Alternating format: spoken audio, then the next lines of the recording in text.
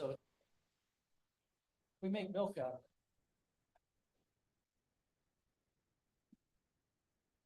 it. Everybody's a critic. Our.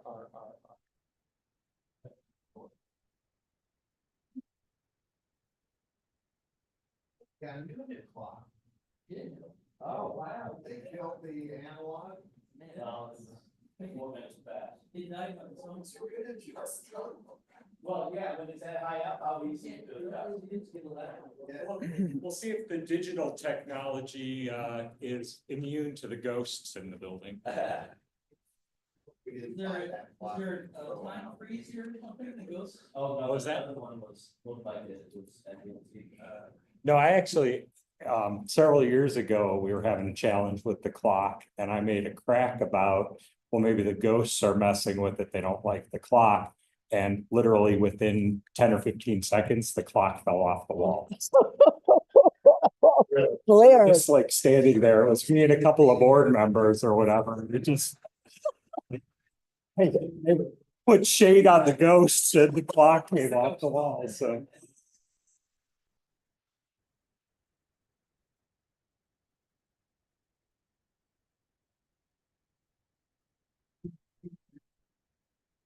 I'm waiting. It's not 9 o'clock yet. You can vamp until ready. Well, I probably should concentrate on my computer, so I can get it up. Before. Yeah, we do have a quorum.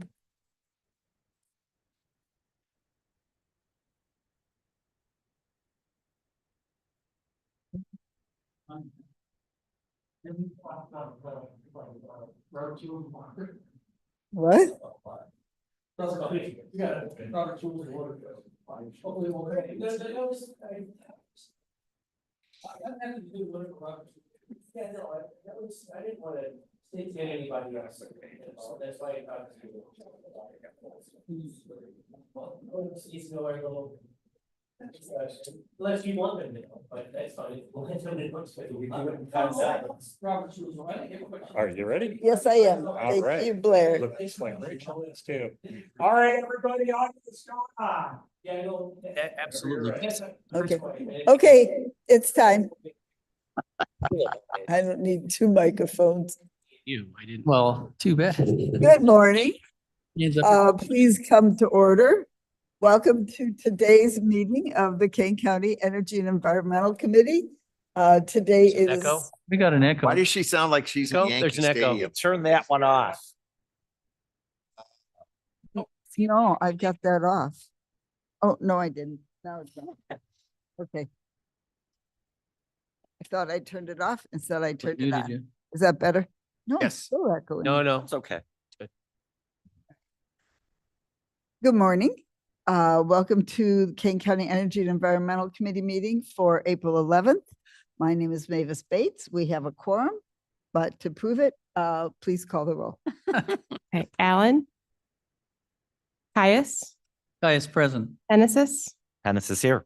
Strathman. Young. Here. Tarver. Bates. Here. Have a quorum?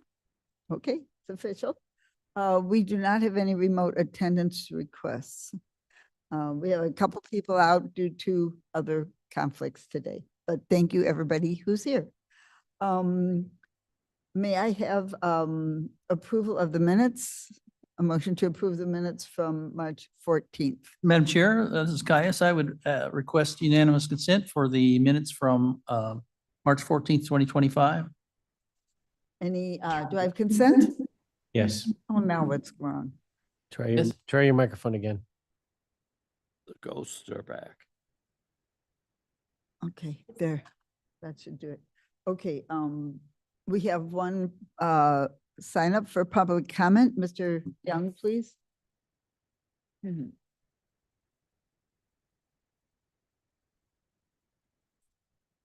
David Young, Earth Day. First Earth Day was April 22nd, 1970.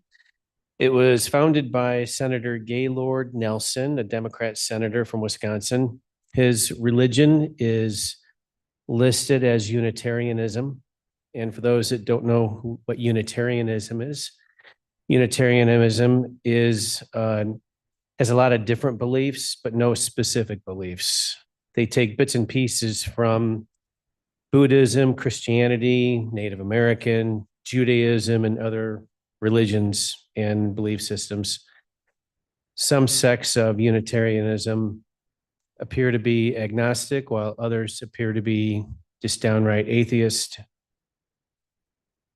They focus on individualism and humanism.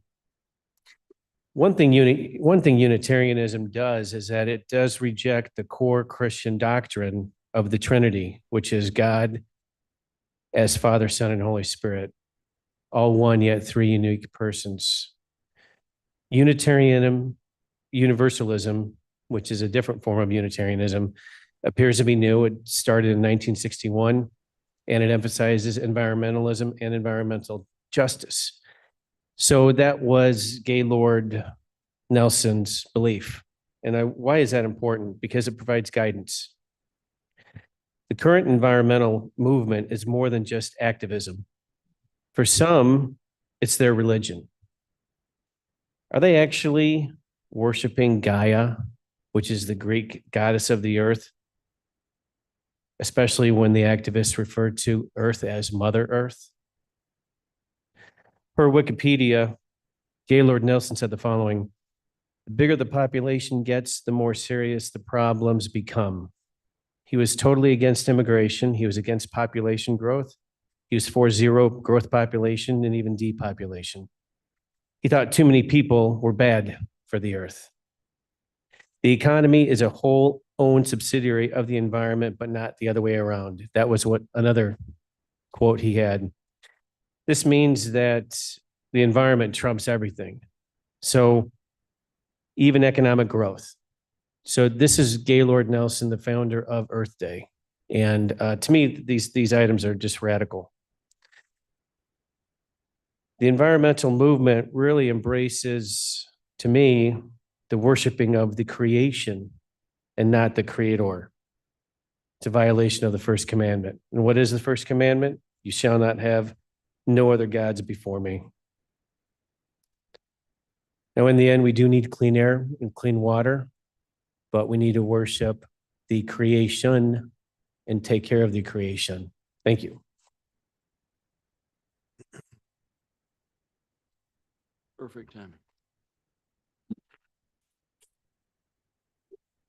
Thank you. Ms. Wolnick, please. Thank you. Good morning. Just a few updates. The Geneva Creek project, just outside of our windows here, is well underway. It should be completed within the next 2 weeks, weather pending. We have a lot of the slopes stabilized at this point. So with the spring rains coming, we are going to really reduce and possibly eliminate a lot of the pollution that we're seeing coming into the Fox River in the form of sediment, which carries the nitrogens and the phosphorus and stuff. It will also, in the end, be a beautiful location for the employees of Kane County as well as our visitors to go down there and look at the natural area behind our building. So we're really excited about that project, and hopefully maybe once it's complete, we can do a little tour down there. The groundwater study continues with our municipal partners. We have a meeting coming up in May. We should be close to bringing a draft report to this committee for their findings. We're currently working with CMAP. They did produce a water sustainability plan. And with our more detailed modeling, there are some conflicts between their plan that they have produced as in our study, and we're working through those with CMAP. And lastly, we will have Arnie Schrammel, our energy consultant, here at next month's meeting to report on the solar field at the Judicial Center and the savings that were had in 2024. That's all I have for my report. Okay, thank you, Ms. Wolnick. Are there any questions for Ms. Wolnick? Mr. Gray? Sorry. Let Chris go first. Okay, He's- Chris. Oh, actually, no questions. I am really excited about this. I know that when we first had these big washouts that were practically destroying most of that area down there, we got a lot of a real outcry from surprisingly enough, birders that used to go in there quite frequently. John Doerr, the late John Doerr, who was one of the best environmentalists that we've had in the county in the Forest Preserve, was a strong proponent of that. And I am excited, very excited that we were able to work with the Forest Preserve and the Mhm. county to arrange for the funding and the completion because it looked like it might not get done forever. And it was a real concern that we would lose that nature area plus the grotto that's there. And it's very exciting to see the transformation. Mhm. And I am excited about taking a tour. Okay, you can be our tour guide, or Rob, whoever dibs it. Mr. Gripe? Oh, thank you. Thank you, Madam Chair. You mentioned conflict with some municipalities. Are there particular ones on that water study?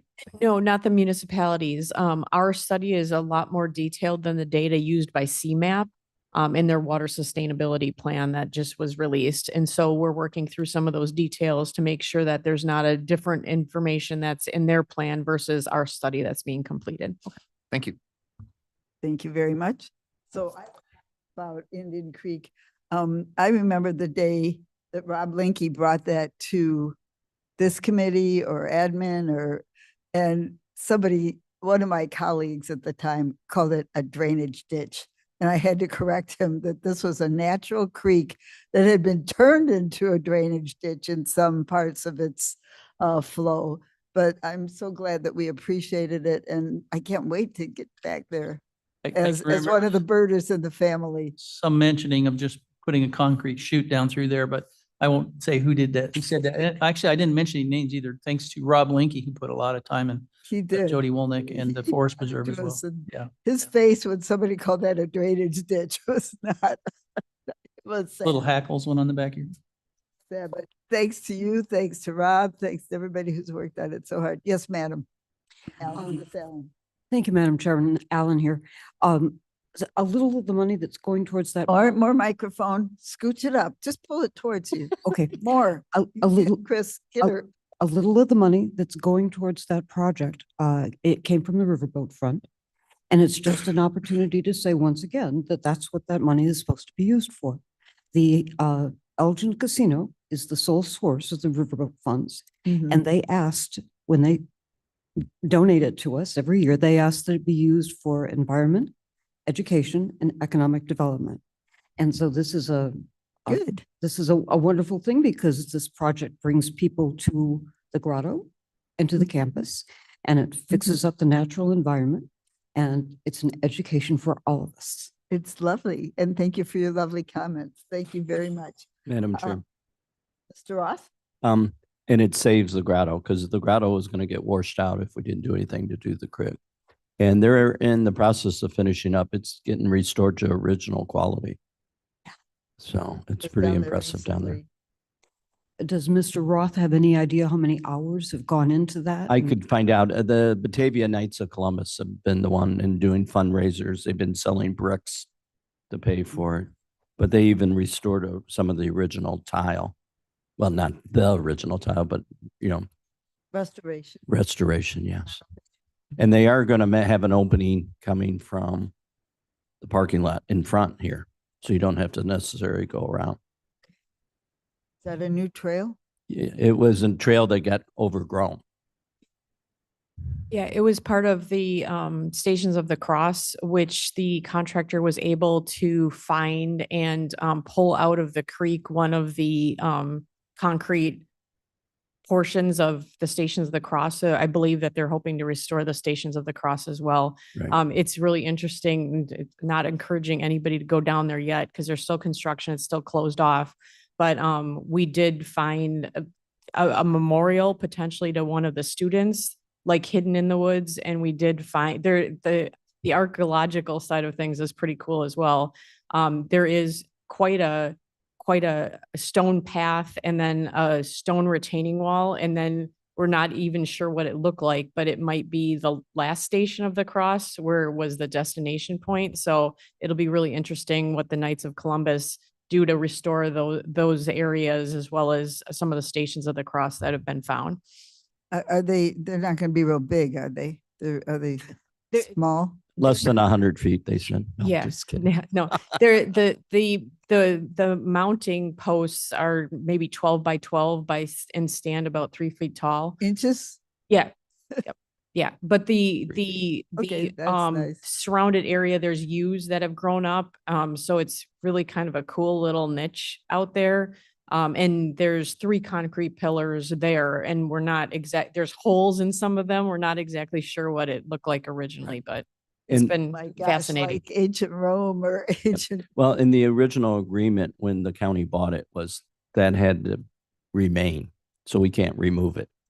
is the grotto from the seminary? Yes, it was built in the 20s from material donated during the Depression and stuff. Like, like the priests would go to different, Oh. and get the tile donated and get the concrete donated and stuff. And I think all the stones were pulled out of the river or the creek, So, Well, I've been down there recently. It's amazing. yeah, it really I'm, is. I'm glad I went down there 4 years ago Right. To because see it the was so difference. Oh, destroyed. it was really, yeah. And in fact, people are now leaving cards Wow. and stuff, as a prayer site. Mr. Gripe, Yeah, just two quick things, unrelated sort of, but if anybody wants to know what Stations of the Cross are, Christ Community will have them for 2 weeks, starting next Monday in the church. You don't have to go to the church, doesn't cost anything. But if you want to actually see what it is and come and just appreciate it, because I didn't know, I've actually seen them in Jerusalem. And it's pretty cool. But my question was for Deb, you mentioned something about Elgin Riverboat contributing to this. Couple of questions. Is that voluntary? And secondly, do other riverboats have to do the same thing, or does anybody know? It's, I think the Aurora Riverboat is just for Aurora. I think, Okay. and I don't. Elgin's the only one that, when they built it, they put it in the paperwork that the county would get a portion of the funds generated from the Mr. Caius profits. is speaking. Say your name. Caius. Chris Caius. But there are no other casinos donate to the county. It's sole, and it's the Riverboat Committee. You should join in, and there's a whole list of things that we'll be discussing. It's annual applications from those organizations, usually nonprofit, that ask for various donations, partial or complete donations for a number of things. And we encourage everyone to do the 3 E's: education, environment, or economy. So. Thank you. Miss Allen? If I may, the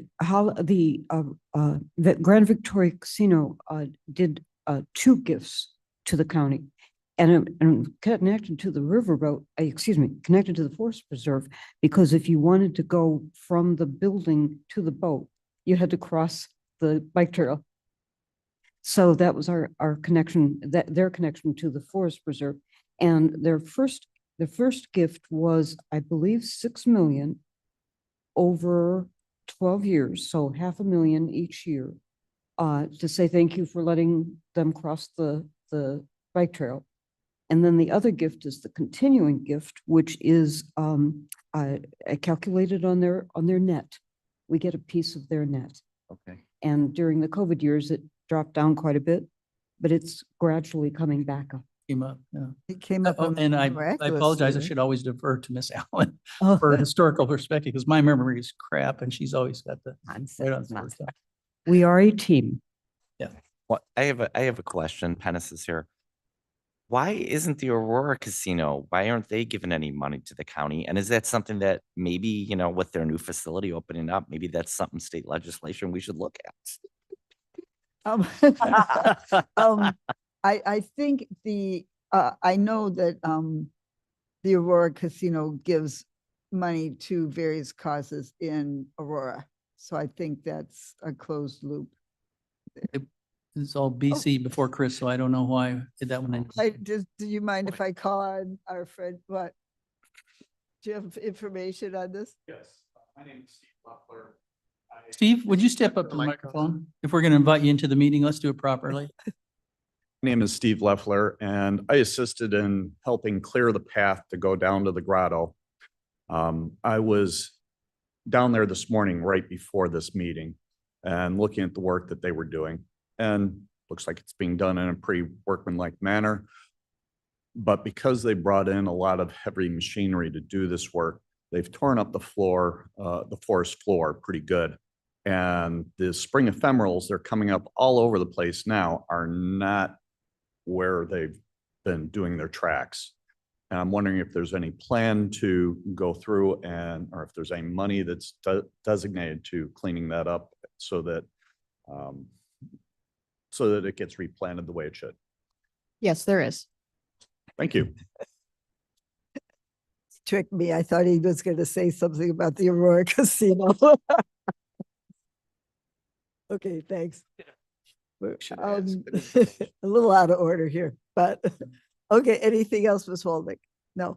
Okay, Ms. Ryan, please. Okay, can we get the first resolution up, please? Okay, so I'm going to talk about, I know obviously with the rules of how these meetings go, each resolution will be presented and voted on by itself, but is it okay if I present them all together? Yes, Okay. that'd be fine. And do we need a motion first or? No. Okay, Mr. I'll move the resolution presentation and potential passing for resolution authorizing subaward agreement with Northern Illinois Food Bank for partnership and utilization of composting and food waste reduction funds. In a second. Alan seconds. Thank you. Let's, oh, good grief. Can we motion all three if she's going to I think we should, describe all we have three? to vote on them separately, have but to she can vote. talk about all three of them, I think, Okay. during the Okay. discussion. All right. That's up to you, Madam Chair. Excuse me. This is Caius. Okay, all right, then just go ahead.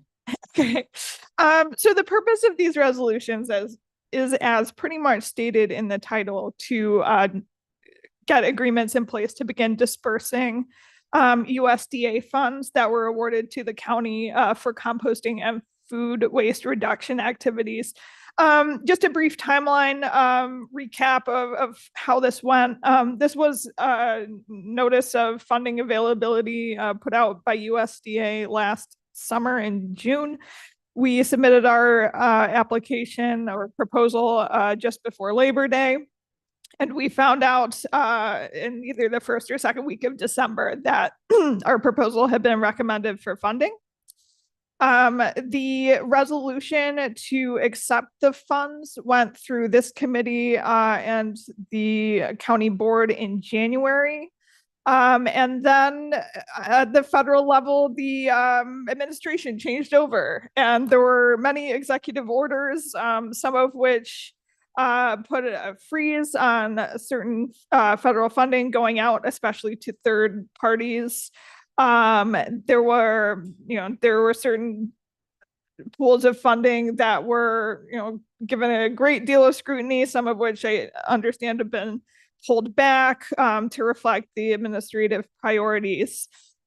So unfortunately, we had not gotten to the point of having a signed agreement before those executive orders went into place. So we were in limbo for about 6 weeks, but then things started to move again. I thought it was a good sign in early March. I got a request from USDA to clarify how the NEPA, the National Environmental Policy Act, might apply to our project. So we continued to give all the information USDA asked for, and we finally did get an agreement in mid-March, and Chair Pirog signed it on March 27th. So the grant is in place.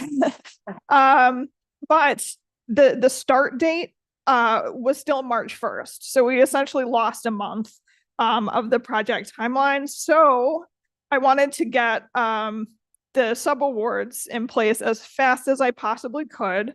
So the draft agreements you see attached to this are based on language that the state's attorney's office had approved for grant awards under another program. It was the ARPA awards.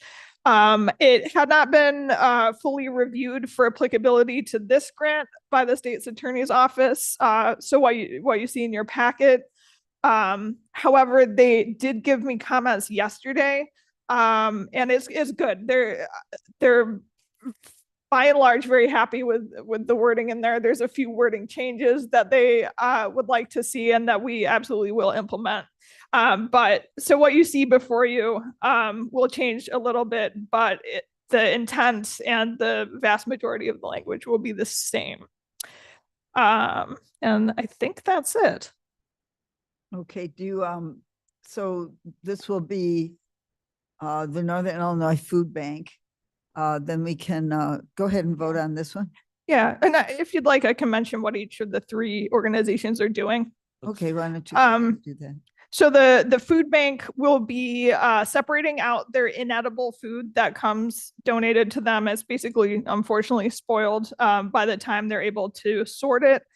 They'll separate that out and then ship it for processing. I believe they're using an anaerobic digester. So it goes in the digester, it's depackaged. That's a really important component for them because they don't have the labor to like manually depackage it. So it's automatically depackaged. The food is biodigested, and it's actually the methane produced is fed into the grid that provides South Side Chicago households with natural gas. Sherman Hospital will be doing a waste audit of their back of house areas, and I think some front of house, just trying to figure out what in their waste stream is recoverable and compostable. And then they will be implementing food scrap separation and collection for composting from their back of house. And then King County Cougars, that's also for back of house, very similar. They'll be collecting food waste in the kitchen and catering areas. And what exactly is back of house? Oh, back of house is like where staff work with food, but it's not like from the public. It's not. So for the Cougars, we're not asking people that go watch the baseball game to throw their half a hot dog in the compost. Okay. Yeah. Thank you. Okay. All right.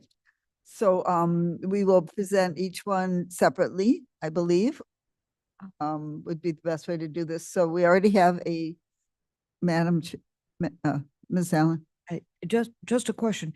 Were we trying to do a fourth project with our own jail? Yes. So that's a different process. The county is going to put out a bid for the composting service for the jail. Okay. It's not a sub-award. Okay. Thanks. Mr. Gray. Just a question. I like it not going into the landfills. So in the case of the hospital, does this get composted there? Do they do it? Does NIFB do it there? No, in fact, most of the money is going to be for hauling the material off-site to be composted at a commercial composting facility.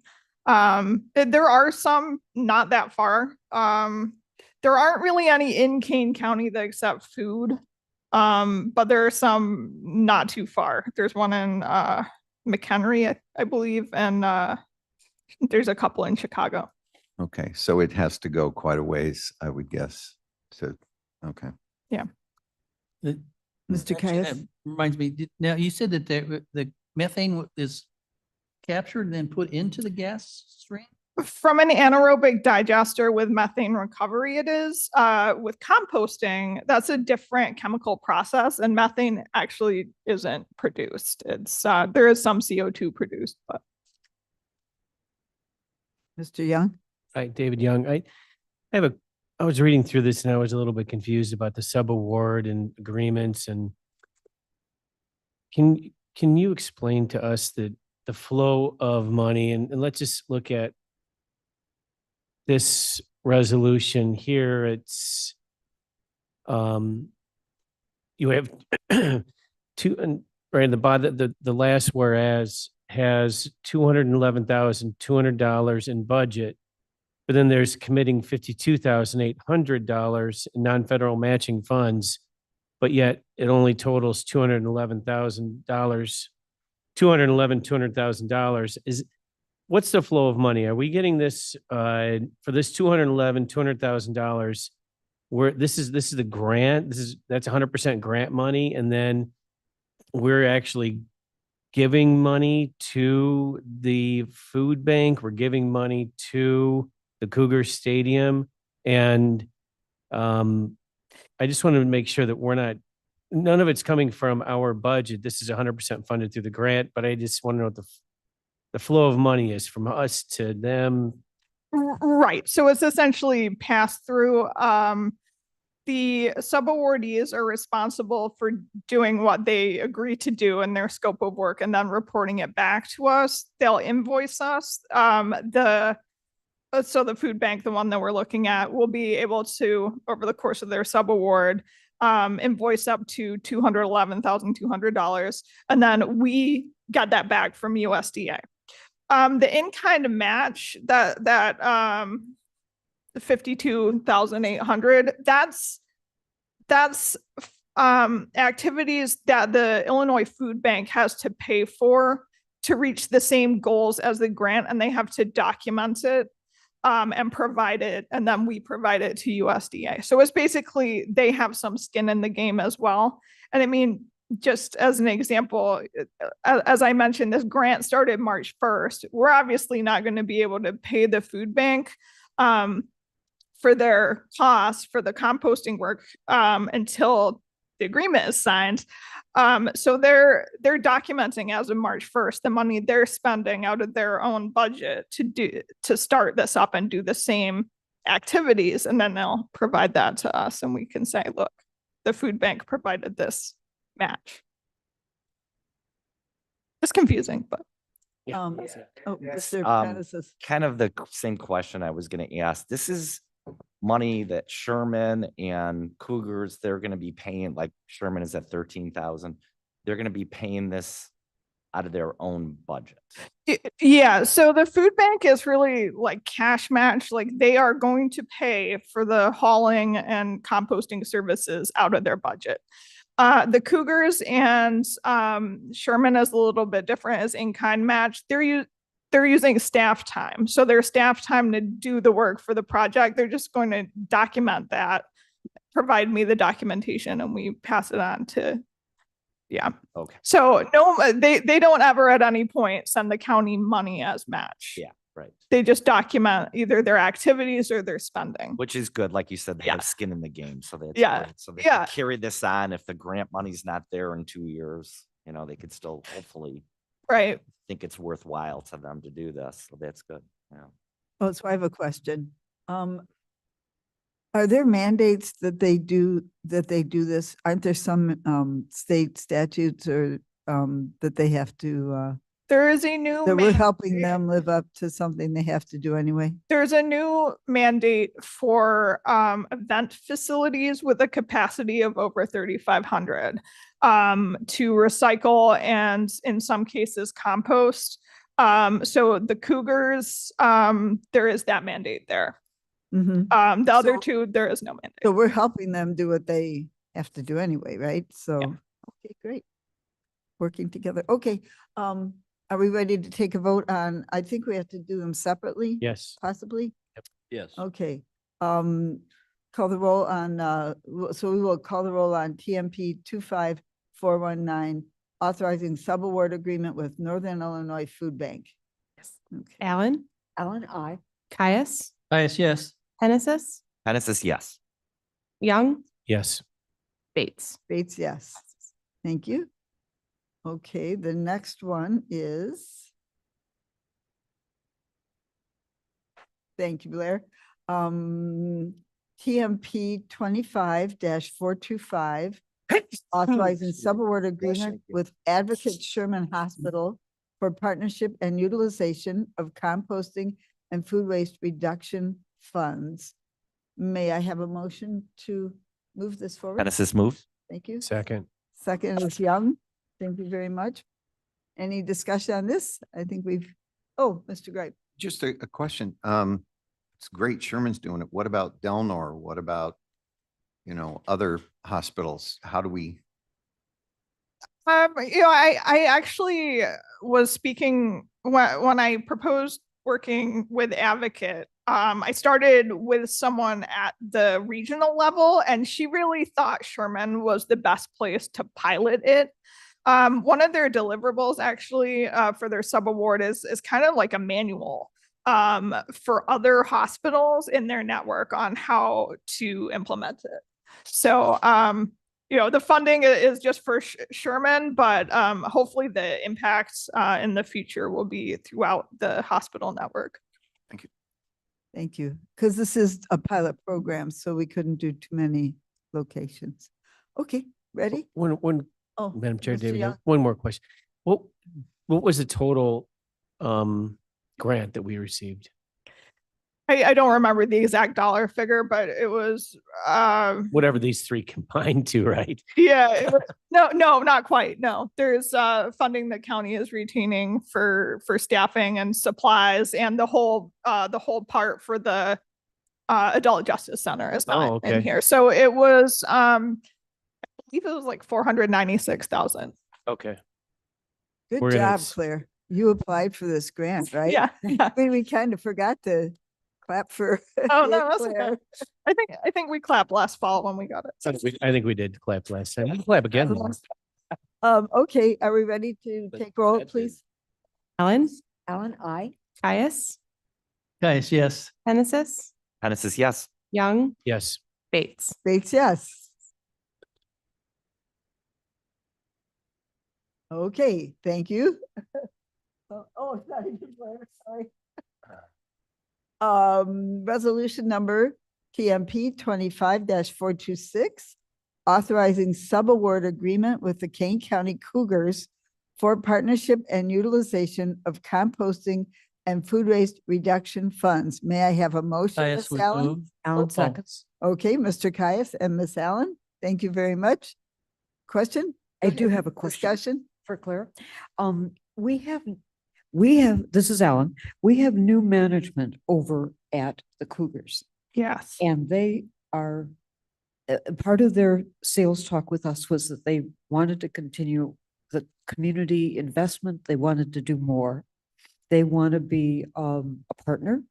And they recently gave a whole bunch of money to the foundation's, to the foundation, which is raising money for the 100th year celebration of the Forest Preserve. So my question for you was, have you had a chance to talk with any of the new people? And did you get the idea that they saw this as a continuation of the partnership? I haven't actually had a chance to speak with new folks yet. So the general manager there has been my main point of contact, and my understanding is that he will remain so at least through the next year. Yes, I think that's Yeah. true. So, okay. Yeah. Good. Good question. Anybody else? Okay, please take the roll. Allen, Alan, I. Caius, Guys, yes. Genesis, Genesis, yes. Young, Yes. Bates. Bates, yes. Did we do a roll, motion on that one? Yes. We did Caius and Allen. Thank you. Okay, thank you very much. Now we have 2024 in review. It's still me. My department has been affectionately calling this meeting the Claire Show. So. We love the Claire Show. Yeah. Can I have the slides, please? And the clicker, actually. Let me grab that.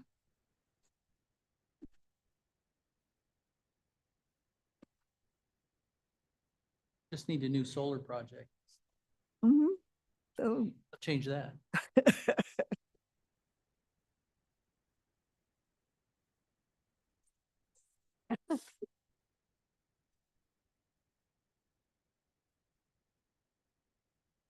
Yeah, so I guess it's been tradition for a while that our Earth Month presentation is kind of the waste roundup.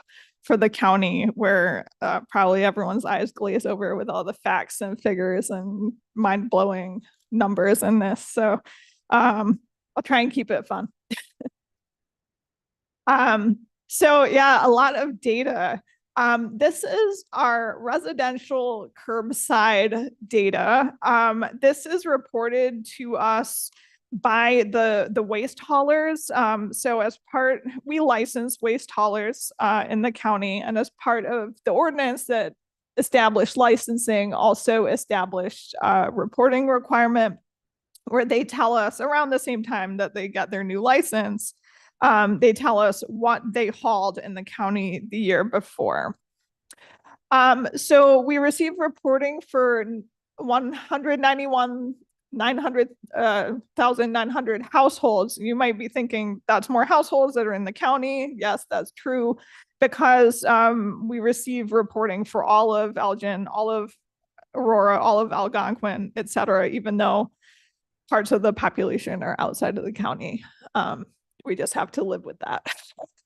96% of the data we have reflects franchised hauling. So that's where the town, village, city, or township has a contract with a particular waste hauler to collect material from all of their residents.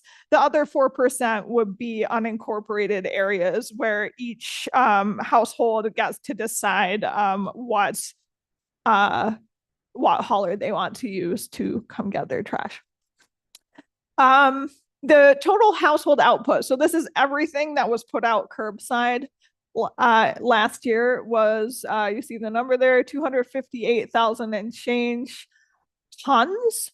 So that's 1.35 tons per household. That's pretty stable year to year. You don't see big jumps there. So the rates, you can also look at that as a rate. And we, in fact, for our solid waste management plan, we have to express it as a rate. So it's 7.38 pounds of material generated per household per day. Or if you look at it on a per capita basis, it would be 2.7 pounds per person per day. And I believe that's exactly the same as the number I got last year, 2.7 pounds per person. Yeah. This include couches and refrigerators and? In theory, yes. It should include every single thing that's put out curbside. The hauler should be classifying it as either trash, recycling, or compost, or organics, and telling us about it. Overall, when you look at what was recycled or composted versus what was put in the landfill, our diversion rate is 30.8%. It's down a touch from last year, but not by much. I think it was 31.0% last year. The municipal range. So when you, instead of looking at the data across the entire county, if you look at it just for individual municipalities, it ranged from a low of 19% diversion to a high of 41%.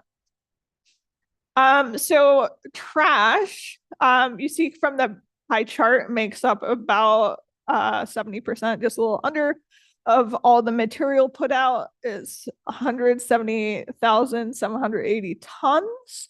And I do a fun little calculation of converting that into a volume and converting the volume from cubic yards into TEUs. So a TEU is what fits in a standard 20-foot shipping container.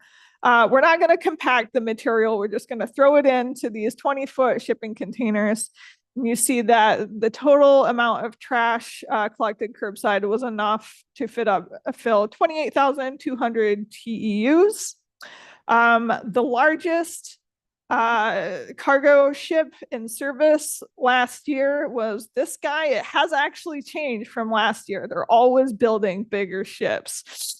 This is the MSC Arena. It holds 24,346 TEUs. So basically, we're making one giant boat full of trash last year. Recycling, we put out just over 60,000 tons The cubic yardage, like the volume calculation is different because recycling is low, it tends to be compared to trash, low in weight, but high in volume. So even though the tonnage was a lot less, we're still filling up 16,500 TEUs. So, you know, more than halfway filling the boat. And organics is a relatively just small slice of the pie at 7.5%. It's very heavy, so it doesn't produce a lot of volume. So it's mostly yard waste, heavy stuff, brush and whatnot. Ms. Ryan, can I ask Yeah. you a question? I think on the radio yesterday, I heard something about the IEPA is trying to raise the diversion rate. Do you know about that? It might be so new. Yeah. So, I mean, the state, so the county, the state, and the federal governments all have diversion rate goals.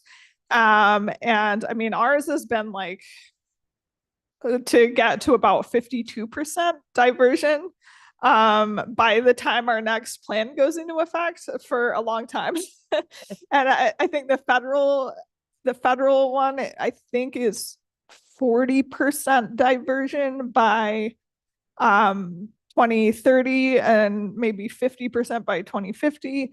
I don't know what the state one is, but in general, we're always, all of us in the waste space are trying to improve diversion because we're running out of landfill space, and the process for siting a landfill is very difficult, very expensive, and just fraud. Nobody wants to live next to a landfill. Doesn't matter, you know, if they're rural, if they're urban, if they're Democrat, if they're Republican, like nobody wants to live next to If they're a cow, if they're a cat. If you're a cow, yeah.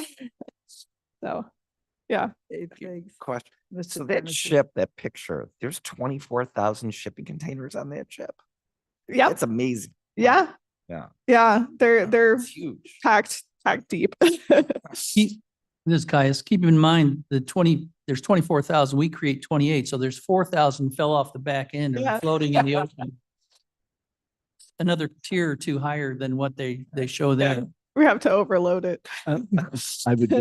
I'd be careful there because some countries are dumping those into the ocean. The crates? So a year worth of data is only so interesting. I mean, it tells us what happened last year, but it's a lot more kind of demonstrative in the context of previous years. So I've been every year updating this time series of our waste over time since using all the data that the program has for. So the green dots are the garbage. There's a very, very noticeable COVID bump. There really Interesting. is. Yeah. But in everything, even recycling and garbage, and they all went up. Little bit. Yeah. The trash line. So Yeah. we're doing actually fairly well. We produced the least total volume of garbage since before the pandemic. I think this is 2019. So that's good. I think probably over time, once we have another 10 years data, this relationship will get stronger and the COVID bump will be kind of smoothed out.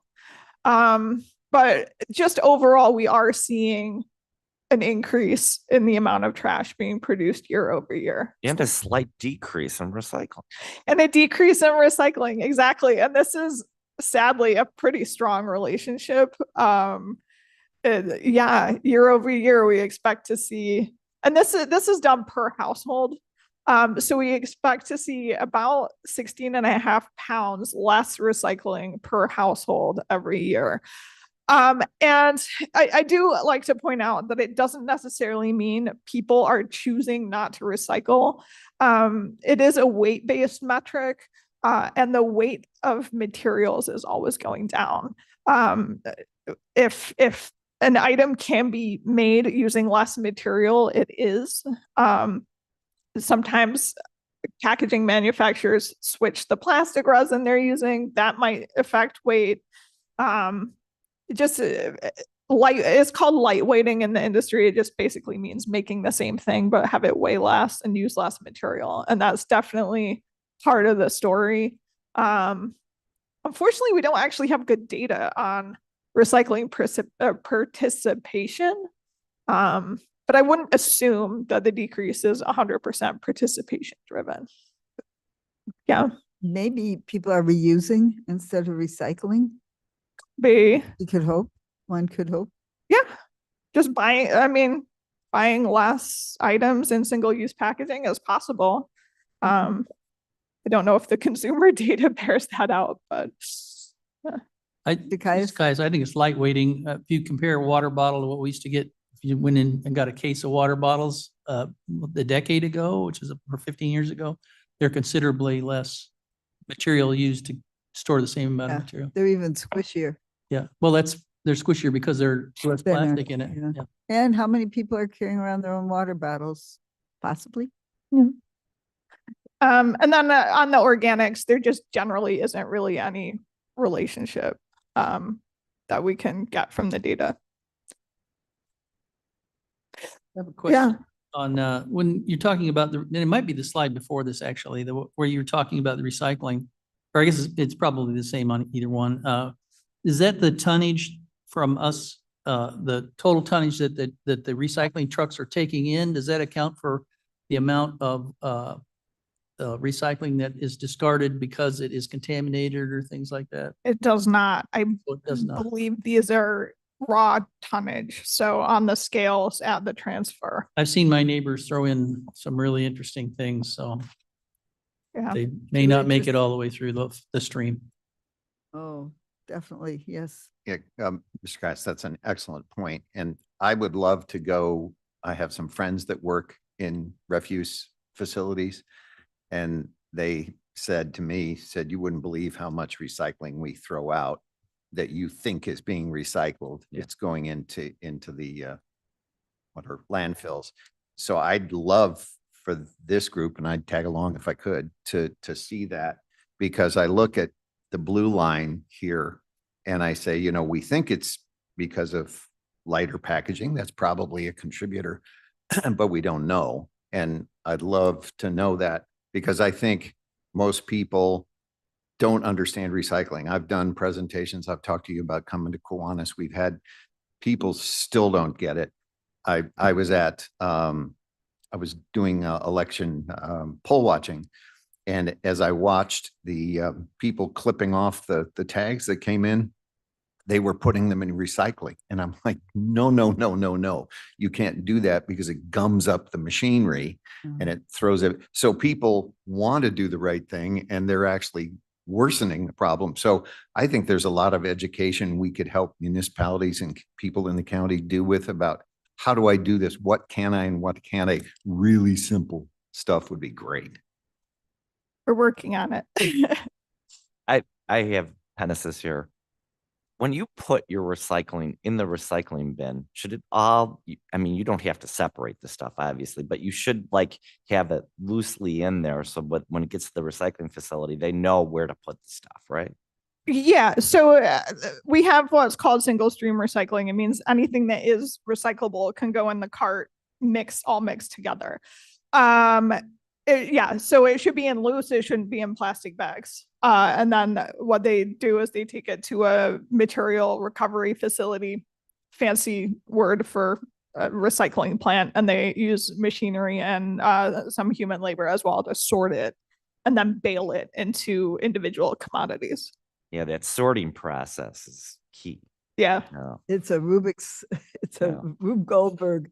So we've been there twice. I've been there twice. Chris, you've been once. And it's an amazing I've been once. experience. So Here's- in the next year or so, maybe we. Yeah, I was trying.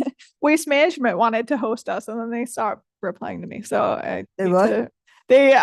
we kind of, I don't know. They did. I asked them to check some dates, and then they didn't. So I gotta. Okay. I'm Yeah. still waiting, Claire. I know. I mean, here's my takeaway from the one we went last fall. Plastic bags are a big no-no. They causes most of the stoppages. You know, and it runs 20 hours a day and they shut down 4 hours. And then the amount of dust generated from the cardboard, it was like an inch of dust on the railing and they clean it every day. Yeah. That was the two big takeaways. My big takeaway was that plastic was being sold. Claire, we went to that, it was a press release Yeah, on, a press conference on, the this bill, REO, right? yeah, the regional education and outreach grant.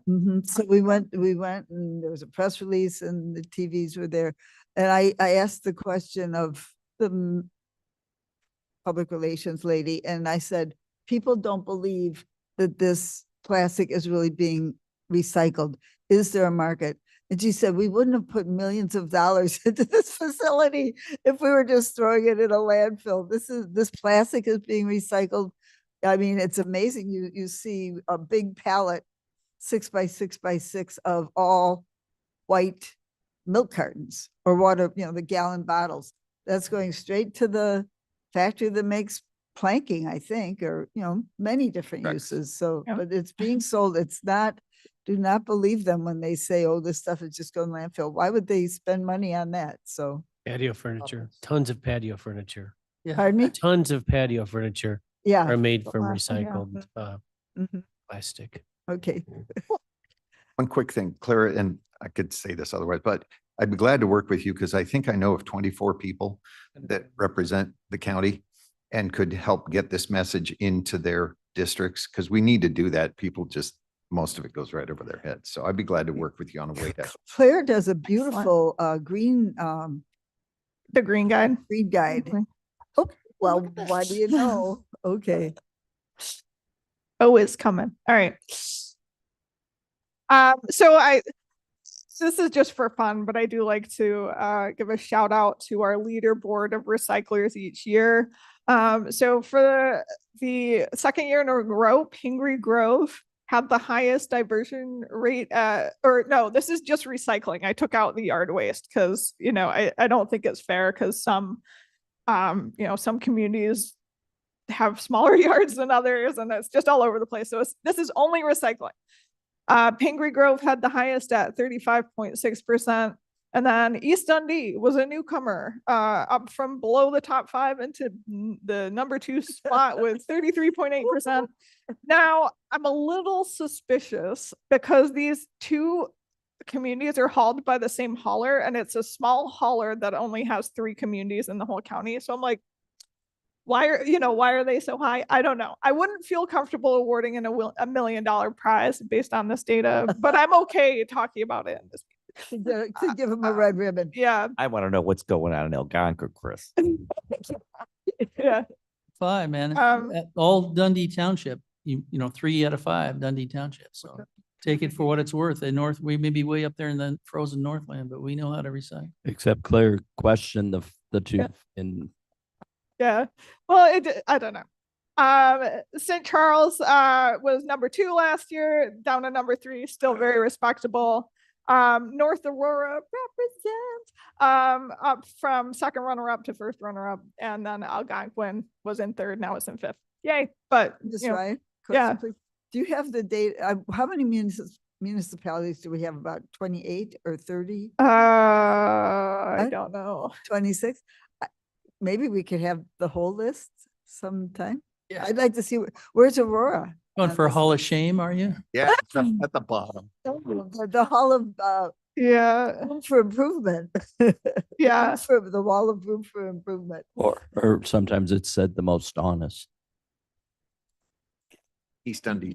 It's reported by the hauler, not by the community itself, but there might be methodological differences. We didn't prescribe this is how you have to measure and tell us. We just said you have to report data to us and Okay, thank make you. up how it goes. But all right, my boat is back. Now we're gonna just really briefly about commercial contract material, but not construction demolition debris. So this is when your restaurant, your store, whatever business it may happen to be, has a contract with a waste hauler to pick up their essentially municipal solid waste and their recycling. So the haulers reported 8,164 total accounts. Just under half of them have recycling. Now there's a county ordinance that says 100% of them should have recycling, but clearly we're not getting there. And don't really have a very strong proactive enforcement program. But no. Yeah. No, not really. mechanism. Commercial is the hardest. It is very difficult. This, commercial is not franchised. We can't franchise it without jumping through a lot of hoops by state law. So each business chooses its own hauler. And all those businesses totally, in total discarded 170,312 tons. So about 20.9 tons for each business. That's a lot more than residences, obviously, but it's a total different operation. The rate of discard. So in our solid waste management plan, we look at this again per capita. So, I guess on our behalf, businesses in Kane County are disposing of 1.8 pounds per Kane County resident per day. Their diversion rate is 19.2%. So again, much lower than the residential diversion rate. The trash, when you calculate it into those TEUs, is 10,846. The recycling is 5,203. The organics is 35, but what's funny is I'm pretty sure 100% of that organics, this 484 tons, is food waste being hauled from Walmarts in the county. We're not getting any of the information from landscape companies that service people's yards and collect the material, and then they do take it to compost because it's illegal to landfill it.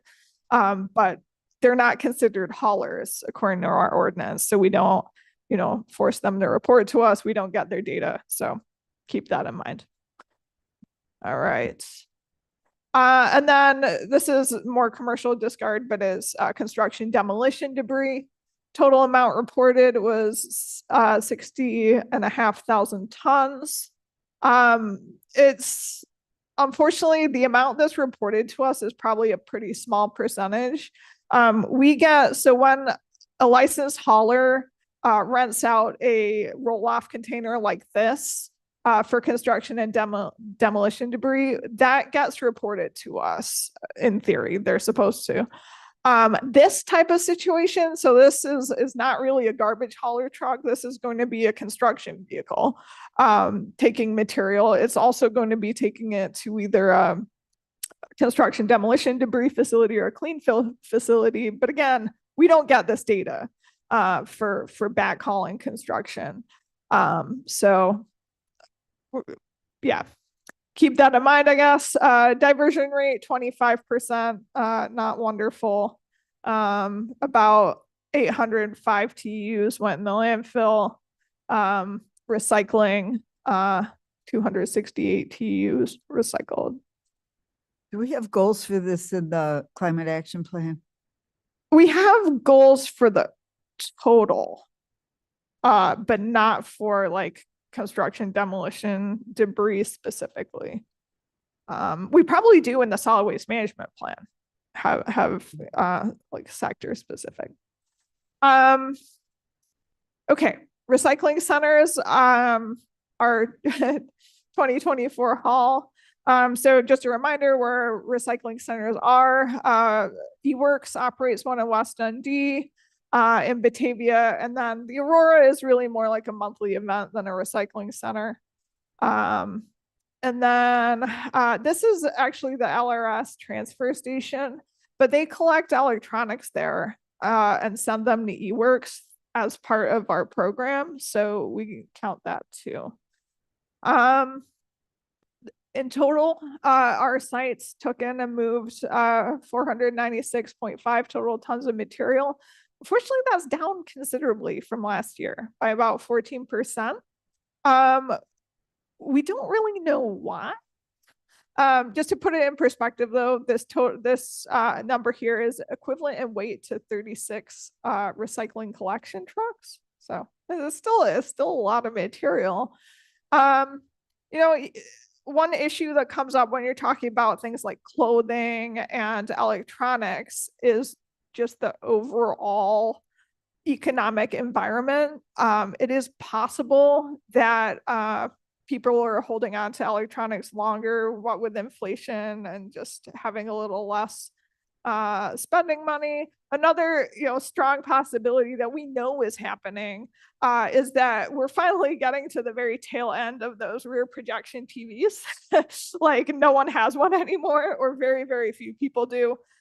So they make up every year a smaller percentage of the total amount of electronics taken in, and the new electronics weigh a lot less. So that's the lightweighting issue, or just technology changeover. We still served over 10,000 cars through our sites. That's not counting the LRS activity. Is down a little bit from 23, but not a huge amount. So, I mean, people are still coming. They're just bringing stuff that weighs less. 451.2 tons of electronics. Electronics are down about 7%.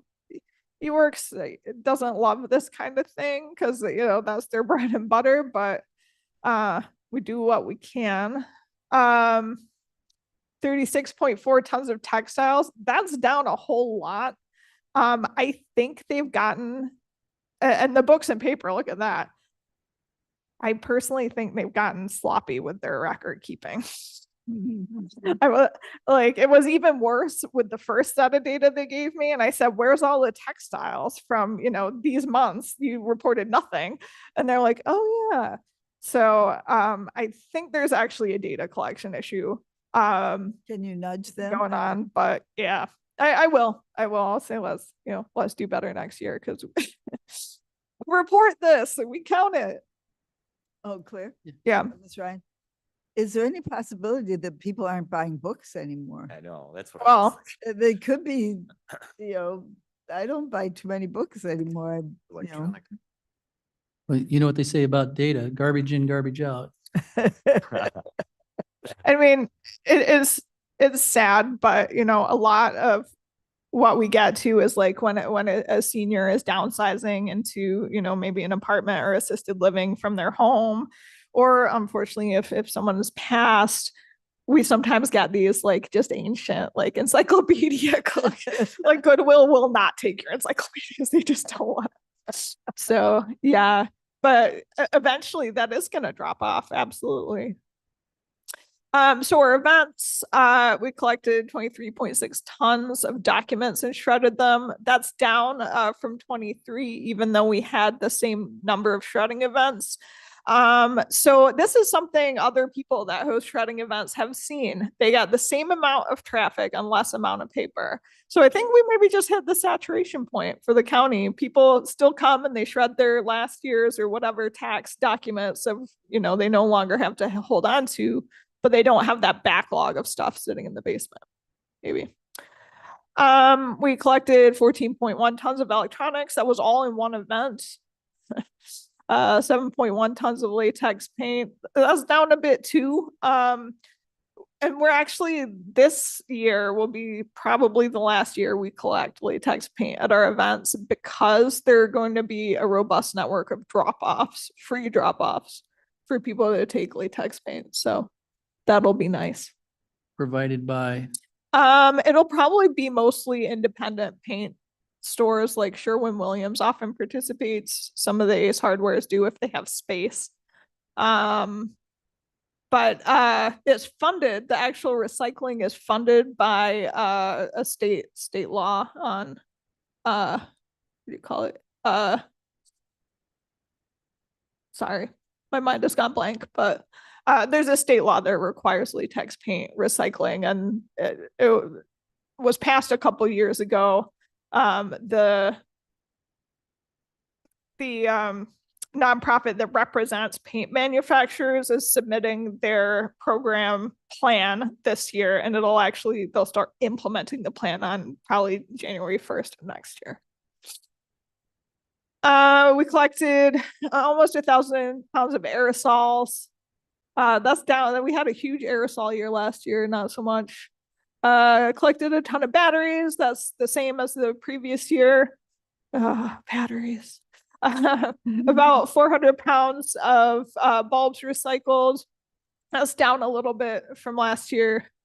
300 pounds of styrofoam, about the same. We fill more or less 2/3 of a semi truck with Doesn't weigh styrofoam, very much. and it doesn't weigh much. Big increase in the bikes collected because we have a new partner for bikes that wants to come to all of our recycling events, which is wonderful. And that'll be the same this year. I think we'll have them at all 3 of our events. So looking forward to that. And we recycled about 30 cubic yards of those corrugated plastic campaign signs. We just had a bigger container for them this year because it was a general election. So Mr. Great. Thank you, Madam Chair. I have a question about that, and I see the dumpster there. yeah. I'm wondering how those are recycled, because the reasons that I can't put black plastic into my own recycling, we've got all this paint on all these signs. How in the world do they recycle these without contaminating the stream as we're told not to do at home? That's a good question. I mean, so the black plastic can't be sorted because the equipment doesn't see it against the black conveyor belt. This material won't be going through a MRF. It's source separated, right? So everything in there is a polypropylene sign. So they just bale it up and sell it to as a bale of polypropylene. They don't need to have it sorted. So I think the dyes are a little less problematic. I mean, it probably does limit somewhat what this could be used for, having all that dye and ink on there. But Yeah, I'd be curious, because I've seen Yeah. them made, my own signs too, and they use a lot of paint. So you can't use these for a white porch, Yeah, but you could use them for a brown porch. yeah. possibly, Anyway, yeah. Okay. This could thank go into boards and planking and Usually we use polyethylene for that, and this is polypropylene. It's used for a lot of stuff, not usually for decking though. I see one Greenfest sign in the back corner. Who's doing the bike recycle? It is, Repair, reuse, excuse me. Is that experimental station? sorry, why am I blanking? That's okay. Oh, that's okay. So it's the charity that works, so it's a homeless shelter in Aurora. Was it Hesed? Hesed House, yeah. Oh. Sorry. I got confused if they're with the one in St. Charles, which is something different. So, okay. Lazarus, But- that's right. Hesed House. That's who. Question on the light bulbs. There's probably a whole, can you do a breakout of light bulbs and maybe speculate why that's going down? This is Caius. I don't know. I'm not really sure. Because there's like, well, mine are LED now, so that's not recyclable, right? They are, but the LEDs are more e-waste than they are like universal waste for like, it's actually the fluorescents are a type of hazardous waste. Yeah. I mean, And there's less and less of those now. They're going to Yeah. LED. Thankfully they're nasty. If I may, Madam Chair, just a quick question. I don't see on the list, and maybe it's on another slide, but bags, plastic bags. And I only know a bit about that because our Kiwanis Club does that once a month. And then actually Rotary does a styrofoam collection point. But we collect just for that club, we collected, what was it? Each week, we bring in about 960 pounds. So you know what plastic weighs. We bring in 960 pounds, which we get to Jewel, which gets it to Trex, and then Trex turns it in. So, I don't think we have a way to collect bags, but that's just. Anyway. We don't, because like, especially at the centers, they're too exposed. And I think we'd end up with a lot of plastic bags at Fabian in the forest preserve from just blowing out. If we, hopefully in the future, we'll have some indoor storage there, better indoor storage, and we could think about adding plastic bags. We could Okay. do it for you. All right, Okay. let's move on. Yeah, keep going. I'm getting there. So our total impact of the entire program in 2024 was about 626 tons. That was 45 and a half garbage trucks, or almost 747. So we recycled a lot of stuff. And now I didn't do this last year, but I thought it would be fun. Let's add what we did this is from our recycling centers, the events, and I put the household hazardous waste in there as well, which you heard about 2 months ago, I believe, February. Let's add that to the curbside. Unfortunately, this represents an awful lot of work, but it's completely dwarfed by the amount of recycling done curbside, and then the commercial also. Like, so if you really want to know where recycling happens, it happens curbside at your house and it happens at businesses. But add it all up, when you got to 1,113,004 tons, that's about the displacement of the USS Lincoln aircraft carrier. So information services, I like to remind people this is a big part of my job, is trying to do that and fill those gaps for education around recycling. I'm on the phone all day, every day, answering people's questions, and by email as well. I do a lot of public presentations. These are split a little bit. So Courtney Meyer does a lot of the school presentations. I didn't count those here. I probably should have. But so this is just me. I gave 6 recycling presentations, 1 on composting, cabled 3 community events, distributed about 15,000 of our 2024 Green Guide. So with the Green Guide, the message for the book here, this guy, is that the information in there is still good, other than the event dates. So what we've done to supplement the event dates is postcard. Oh no, I think I hit this and something happened. To go to the last page or something. Oh, thank goodness. Okay. This has the new event dates. It has a reminder about the recycling center hours, though those are the same. It has a reminder about the TV fees, that's the same. And then it has information about Recycle Coach, which is new.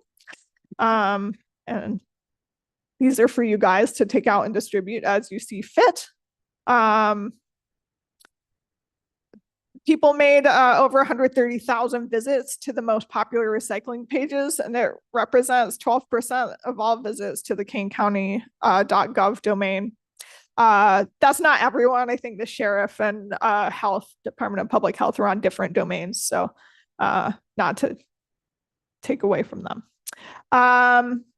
Make frequent contributions and collaborate with Kane County Connects. We launched a new Meta account, so that's Facebook and Instagram.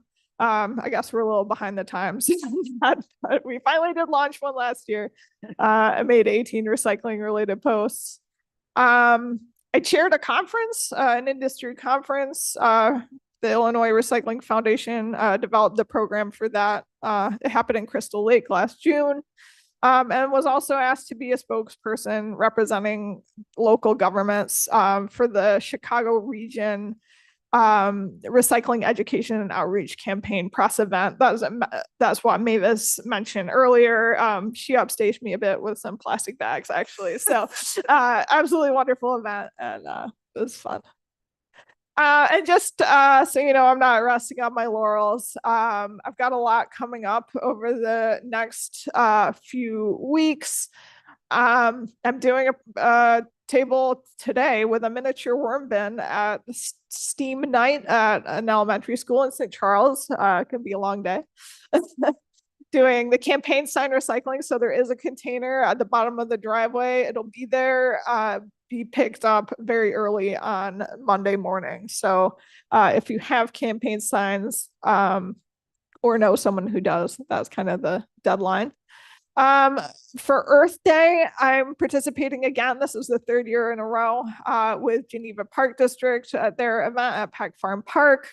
I'll be doing a pop-up recycling, so collecting the electronics, clothing, textiles, and books. It's a short one, just 2 hours there. It's always freezing cold, sometimes snowing. I don't know why. We have the worst luck. Austin helped me organize a demonstration of Recycle Coach for the public. I've given one to this group, but this will be for the general public. We'll also be recording it. That'll be the day after Earth Day from noon to 1. I'll be answering people's questions about it as well. Our pop-ups for the spring, you'll see on the card, but our pop-ups from the spring are moving from Aurora around the community by popular demand. The first one will be Carpenter Park in Carpentersville, May 3rd, 9 to noon. And then the first big event that I'm hosting, or we're hosting as a county, will be the Spring Shredding and More event. That's May 17th at the Circuit Clerks Building from 8 a.m. until noon. We'll have the shredding, we'll have clothing and small home good collection. We'll have the bikes and latex paint. And then expect to see from me, I mentioned this before, but we'll be putting out the bid, and then eventually before this committee will be a recommendation to contract to haul food waste from the Adult Justice Center. Depending on when we get the bid packet together, it'll either be in June or July. And I think that was my last slide. Yeah, okay. Mr. Ross? Claire, the thing tonight, you said at Munn Hall, what are the hours? 6 till 8. Okay, because that's 4 blocks from my house. Oh, yeah. Yeah. Where is that one? Munn Hall Elementary School in St. Charles. Okay. Courtney did that event last year. She wasn't available, so I agreed to do it, and I'm bringing worms. Woo! I'd like to request a worm demonstration for us. Oh, really? Yes. Oh, man, I'd be happy to. And hand out to everyone, 1 worm. 1 worm each. Any other comments? Okay, where am I? Sustainability, Mr. Austin? Huh? Pardon me? I believe Sarah's on Zoom. Okay. Sarah, Ms. Hinshaw? Yes, can you hear me? Yes. Good morning. I just have a couple quick updates for you today. One is that Ann Wilford and I in Austin applied for the Powering Safe Community Grant. So it's with Metropolitan Mayor's Caucus and ComEd. The idea behind it was to put up a flood warning sign. There's several different areas around the county that do flood, and this sign would have flashing lights on it and kind of a rain gauge. So when it hit a certain amount, the lights would start flashing at people. So it definitely goes in, and it's also solar powered. So it fits in with their objectives nicely with clean transportation, resiliency, and sustainability. A second one that we're working on with Kane DuPage Soil Water Conservation District. This kind of came out of our green space group, which we were talking about how do we get, trees out to more people. And NICOR has an environmental stewardship grant. It's $5,000, and it's for advocacy of green space, clean air, and conservation. And our grant, what we're working on is working with realtors to basically give them a voucher that would say that when you buy a new home, you get a new tree. And we would have a list of different trees that they could buy, and we'd work with one of the local nurseries to be able to buy that many trees and give them out each month. So those are 2 exciting things. And I will have a better update for you next month on this, but I was finally approved for the filing for Kane County for their tax credits. And so I'll have the full breakdown. I did talk about this a few months ago about how I was applying for the credits for that and ComEd for the electric vehicles and the charger. And so far it's around $52,000 between the 2 of them that we are able to recover from that. And I think it's 38 directly from the taxes.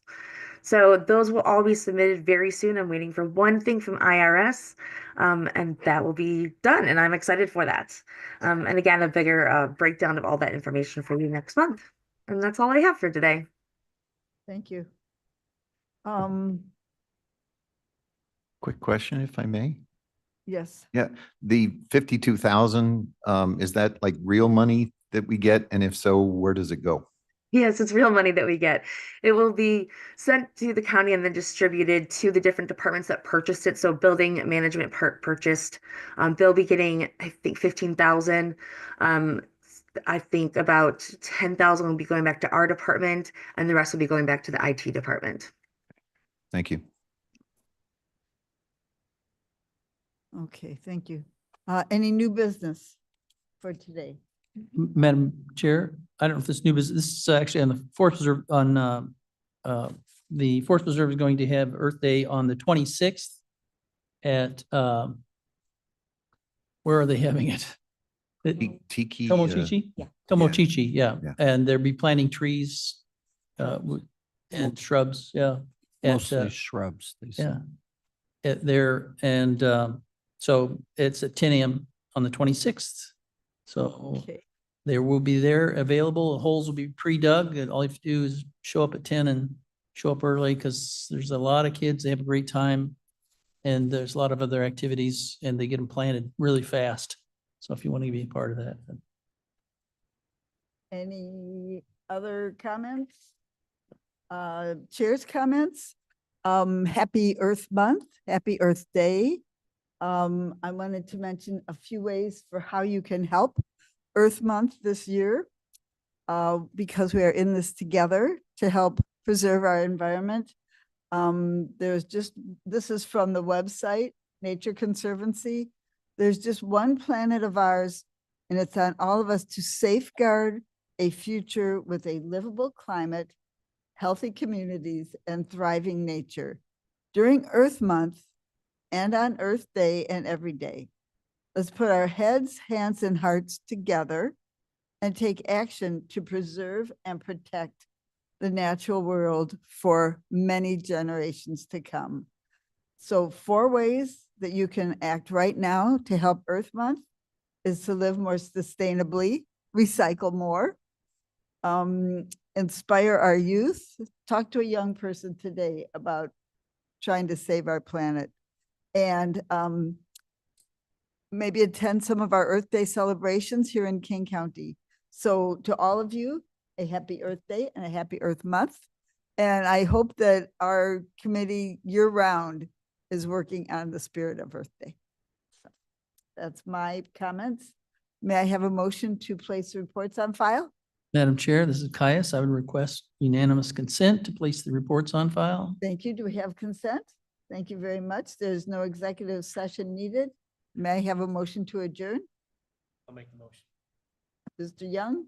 Hennis is second. Mr. Pennises, thank you. Thank you to our wonderful staff as always, and full committee. Thank you.